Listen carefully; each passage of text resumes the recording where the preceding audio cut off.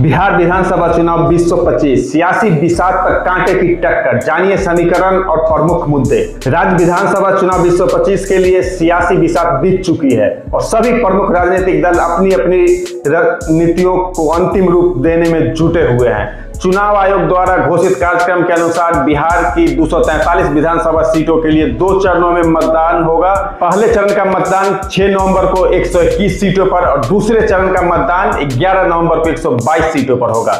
मतगणना 14 नवंबर को की जाएगी, जिसके बाद यह स्पष्ट हो जाएगा कि बिहार की सत्ता का ताज किसके सिर सजेगा।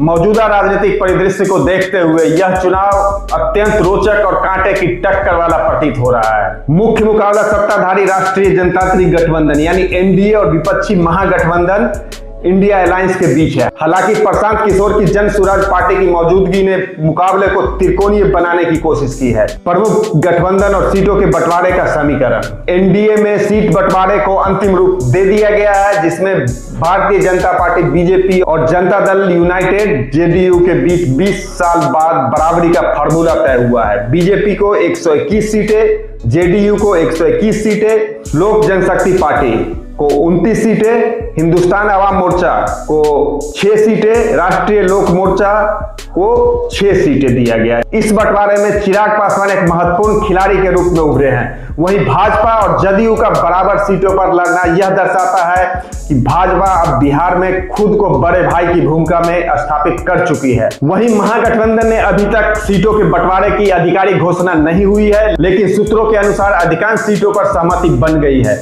राष्ट्रीय जनता दल सबसे बड़े दल के रूप में उभर सकती है, जबकि कांग्रेस और वामपंथी दल भी महत्वपूर्ण सीटों पर चुनाव लड़ेंगे। पिछले चुनाव में आरजेडी ने 144 और कांग्रेस ने 70 सीटों पर चुनाव लड़ा था। इस बार भी आरजेडी के नेतृत्व में ही गठबंधन चुनाव मैदान में उतरेगा।